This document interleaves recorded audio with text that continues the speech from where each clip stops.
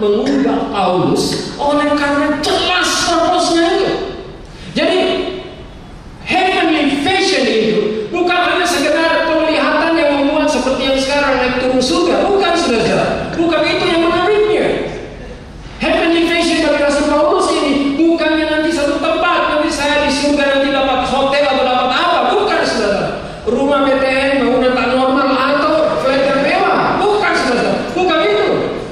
Itu bukan kelas yang dibicarakan di sini. Tapi heavenly vision sangat jelas. Purpose-nya itu adalah memperkenalkan orang kepada Kristus Yesus supaya mereka bertobat dan supaya mereka berpindah dari neraka ke surga. Heavenly vision itu, visi surgawi, visi Allah itu sangat jelas. Maka saya sangat senang dengan saya panggil Abah karena dia lebih tua saya dengan saya, Bang Mengapu. Sampai saat ini dia sangat bersemangat untuk memberitakan Injil. Itu adalah heavenly vision. Karena heavenly vision itu memberitakan Injil Yesus. Kalau kita sudah berhenti memberitakan Injil, sebenarnya itu bukan heavenly vision, my own vision. Ada visi kita untuk diri kita. Saudara, visi ini telah mengubah Paulus. Visi ini telah mengubah Paulus. Saudara, dari melayani ambisi dan ego pribadinya kepada menjalankan visi Kristus Yesus. Tadinya bukan ini yang dituju oleh dia. Tadinya dia ini akan menjadi orang yang tertinggi mungkin di Israel. Satu hari dia akan menjadi orang yang tertinggi, ahli Taurat yang paling ahli di seluruh Israel. Itu cita-citanya. Tapi kali ini saudara, dia merubah hanya Kristus. Hanya Kristus menjalankan visi Kristus. Yang kedua, dia menuruti keinginan keagamaannya sendiri. Dari menuruti keinginan keagamaannya sendiri, menuruti ketaatan kepada visi Kristus Yesus. Visi keagamaannya seperti apa? Menjadi seorang ahli Taurat. Tapi kali ini dia merubahnya hanya visi Kristus Yesus. Dari total komitmen kepada kemurnian Taurat, kepada Kristus Yesus dan ajarannya. Ada satu transformasi yang sungguh-sungguh nyata di dalam perubahan diri Rasul Paulus. Saudara, di dalam Filipi 1 ayat 21-26 secara singkat saja, saudara, Paulus melihat dirinya dalam perspektif visi Allah itu atau visi surgawi itu. Jadi ketika dia berbicara kepada siapapun juga, selalu dia melihat bahwa dirinya itu dalam perspektif visi surgawi. Saya ada di dunia ini, saya melakukan semuanya ini. Perspektifnya adalah visi Allah. Apa yang diinginkan oleh Allah, apa yang dikehendaki oleh Allah, memberitakan apa yang paling diinginkan oleh Allah. Saudara, saya akan membuat beberapa refleksi untuk semua ini dalam hubungan dengan firman Tuhan ini. Nanti akan ada hubungannya. Saudara, refleksi pertama saya adalah tentang Perkantas tahun 76-86. Ini yang lumayan saya tahu, karena yang terbaru kurang tahu. Jadi yang tahu.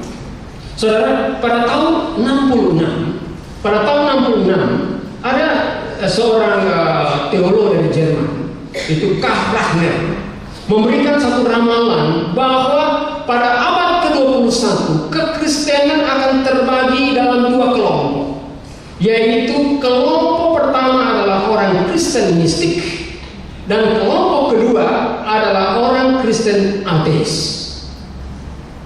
Saudara, namun kita bersyukur 5 tahun kemudian, tahun 71, Tuhan memanggil 3 orang alumni. Di sini ada Pak Jonathan Barapa, SS itu Sun Siregar, ya, JK itu bukan Yusuf Kala, saudara. JK itu adalah Jenny Kuswari. Tuhan memanggil mereka. Mereka mendirikan, mau dipanggil untuk menggerakkan gerakan ini. Kalau tidak ada gerakan ini, mungkin kita nggak ada ini di sini. Tidak ada juga Emeritus, kan?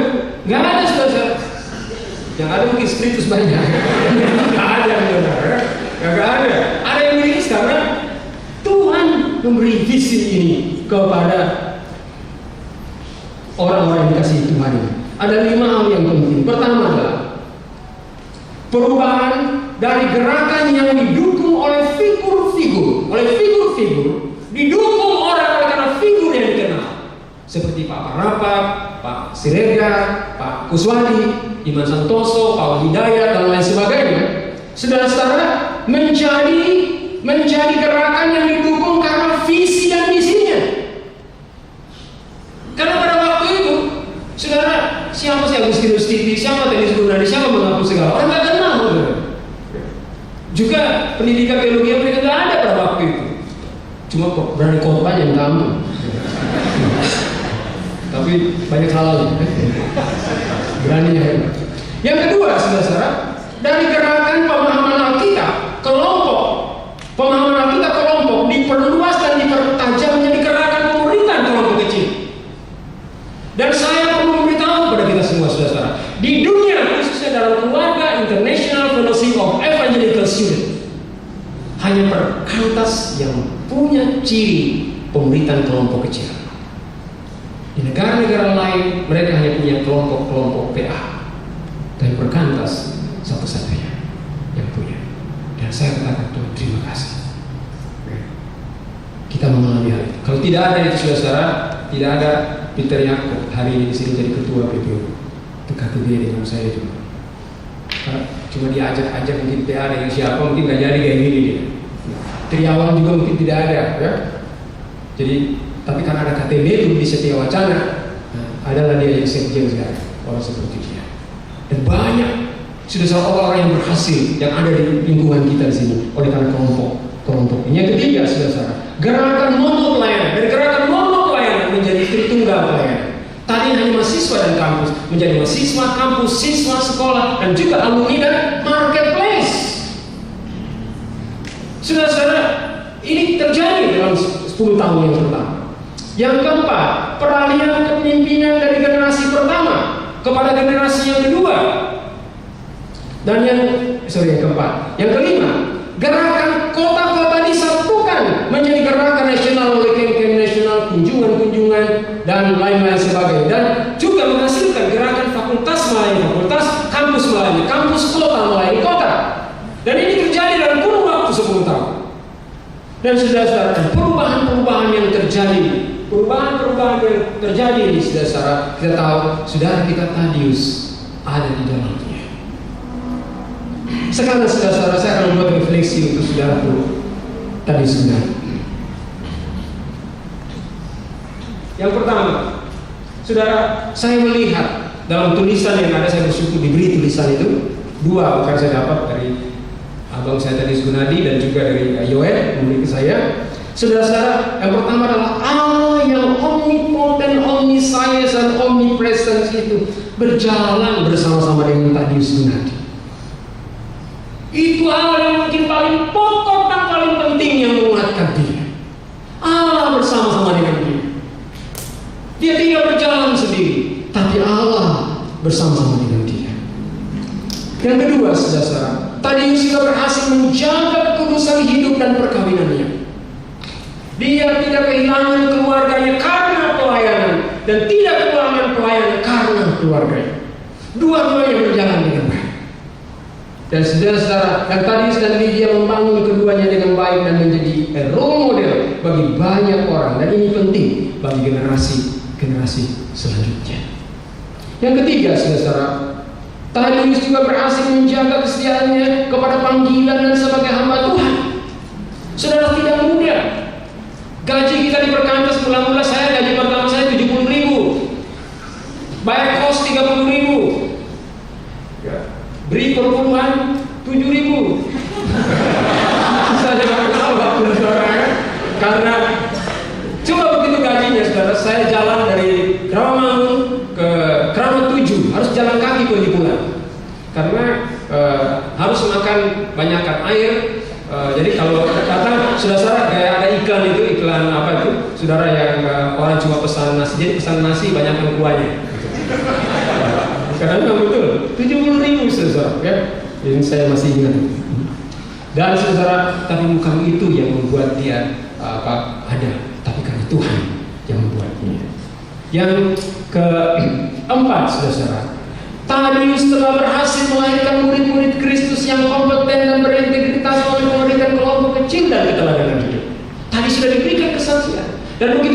kesaksian-kesaksian yang ada. Dan itu kebanggaan, itu satu hal yang patut kita syukuri kepada Tuhan. Yang kelima, Tuhan telah mengirim, ini dia yang penting. Tuhan telah mengirim seorang penolong kepada Tadius. Penolong, jangan lupa, Tuhan adalah penolongku. Tadi Lydia adalah penolong Tadius, yaitu Lydia Pratama. Saudara, istri adalah utusan khusus Allah. Hai istri-istri, ingat baik-baik. Istri adalah utusan khusus Allah yang diperlengkapi dengan berbagai karunia, termasuk karunia mencari uang, untuk menjadi penolong bagi suami-suami. Karena kami termasuk suami-suami yang ditolong.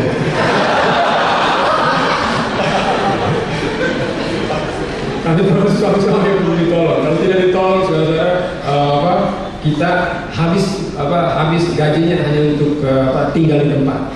Bagaikan prajurit disuruh pergi berperang, tapi duitnya habis tinggal di barak.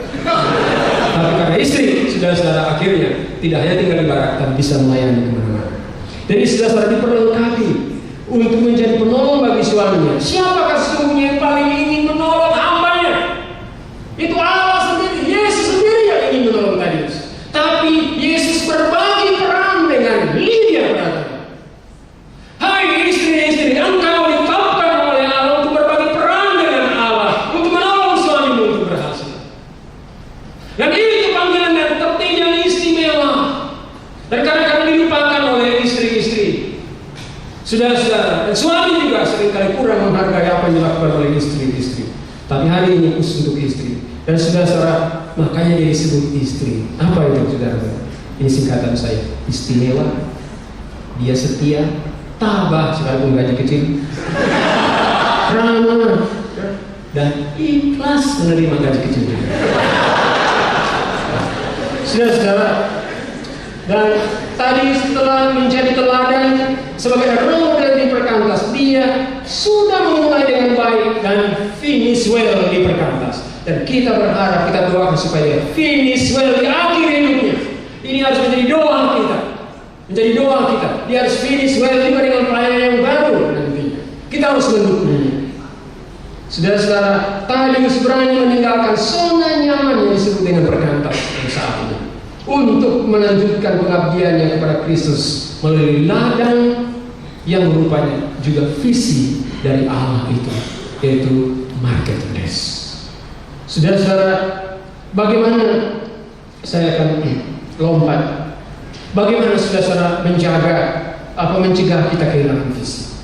Yang pertama adalah pelayanan kepada Kristus tidak boleh digantikan oleh kasih kepada Kristus. Henry Newman mengatakan, kalau orang itu mengganti aktivitasnya dengan mengganti kasihnya kepada Yesus dengan aktivitasnya, lama-kelamaan saudara-saudara dia akan lemah di dalam pelayanannya. Kasih kepada Tuhan tidak boleh tergantikan oleh yang lain. Kita boleh aktif, dan inilah yang Paulus gerakan yang disebut alone with God itu ya, alone with God. Ya. Saya kalau ketemu Pak Iman Santoso sampai sekarang pertanyaan cuma satu, Agustinus saat teduhmu bagaimana? Itu belum dia ditanya. Rambutnya sudah habis pun tanyaan sama. Dia nggak pernah bilang apa, dia nggak pernah nanya gereja kamu dulu sampai berapa dan sebagainya. Tanya saat teduhmu bagaimana? Alone with God. Kasih kepada Tuhan tidak boleh kita gantikan dengan aktivitas apapun juga. Saudara-saudara, juga keagungan organisasi lebih besar, tidak boleh lebih besar daripada keagungan Kristus Yesus. Kita memang penting, perkantas memang penting, tapi tidak boleh kita agungkan lebih tinggi dari Kristus Yesus. Kristus harusnya lebih tinggi dari perkantas, dan bukan perkantas lebih tinggi daripada keagungannya daripada Kristus Yesus. Saudara, kita juga tidak boleh menegasikan kebergantungan kita kepada Allah. Hal yang sangat berbahaya di dalam pelayanan kita. Kalau perkantas lama karena alumni sudah banyak. Saya masih ingat zaman kami, saudara, untuk cari duit untuk camp susahnya ditampung. Berdoa, puasa. Kalau sekarang proposal. Kayaknya bukan puasa, proposal. Jadi itulah. Dia bukan doanya diganti apa saudara-saudara? Tinggal cari alumni dan lain-lain sebagainya. dan sebagainya. Jadi kalau mau camp itu proposalnya banyak banget. Dan ini kenyataan yang ada. Saudara, tidak, seharusnya kita tidak boleh mendegradasi ketergantungan kita kepada Allah. Kasih kepada Allah juga tidak boleh tergerus oleh kasih kepada diri sendiri. Kasih kepada diri sendiri. Saudara-saudara, mungkin suatu saat mungkin kita akan dilupakan. Mungkin tidak dicatat dalam sejarah. Ada sejarah perkantas namanya nggak ada. Kita nggak usah sedih, kita nggak usah marah. Dilupakan orang lain, tapi yang penting orang lain tidak melupakan Kristus. Dan itulah yang seharusnya terjadi dengan perkantas. Saudara-saudara, sekarang bagaimana kita menularkan visi Allah terakhir? Visi Allah ini kepada generasi yang akan datang. Yang pertama, saudara-saudara, kita harus menjaga perkantas tidak kehilangan visi mula-mulanya. Dan jawabannya adalah Kisah Rasul 20 ayat 19 ini, supaya kita seperti Rasul Paulus. Aku tidak berkata kepada visi Allah, kepada visi surga. Dan itu harus menjadi seruan di perkantas oleh pembina rohani, oleh pengurus, oleh mahasiswa, oleh alumni, oleh siswa. Kita harus berseru bahwa saya tidak pernah tidak tahu. Dan moto ini harus menjadi kuat. Yang kedua, saudara-saudara, kita yang hadir di sini pada hari ini jangan hanya terhenti pada mengagumi semangat para pendiri dan perintis perkantas, tetapi berusaha sungguh-sungguh hidup dalam semangat mereka. Hidup dalam semangat mereka. Mereka telah bersemangat. Oh, saudara-saudara, saya masih ingat ketika Pak Iman pergi ke Amerika. Ketika saya ganti dia, saudara-saudara, saya tidak mampu menggaji orang. Staf-staf marah ke saya mau dipecat. Saya mau dipecat, saudara. Akhirnya saya datang dan kami menangis rapat dengan BPU. Akhirnya satu persatu anggota BPU menulis cek dari duit yang kecil dan akhirnya mampu membayar. Dan sejak itulah perubahan perkantas dihukum bukan karena figur, tapi karena visi dan misinya. Di sini ada Pak Teguh, Ibu Yudi, orang-orang yang saya kenal baik. Bagaimana pengorbanan mereka untuk perkantas. Luar biasa. Saudara-saudara, kita juga mungkin bangga dengan para pendiri dan perintis perkantas serta pencapaian mereka. Tapi yang terpenting adalah meneladani dan memiliki karakter mereka. Kita jangan hanya bangga kepada saudara kita tadi sebenarnya, tapi mari kita teladani karakternya. Apa yang dilakukannya supaya juga menyemangati kita. Para pendiri dan generasi pertama pembina rohani perkantas telah membuat hal yang istimewa bagi kita semua. Kita mungkin melayani dengan kebanggaan dan karakter mereka atau nama besar mereka, mendongkrak keberhasilan kita. Anda tahu kenapa saya diterima di gereja Anglikan? Orang Indonesia yang pertama menjadi imam di gereja Anglikan, saudara, karena Pak Jonathan Parapat dikenal oleh mereka. Sama perkantas, langsung itu Jonathan Parapat. Oh, kalau Jonathan Parapat filtrasi, Agustinus Titi pun boleh masuk. Ini kesaksian nyata, saudara. Dan banyak mungkin kita juga telah kedongkrak karirnya, kedongkrak mungkin income-nya juga oleh karena nama-nama besar mereka.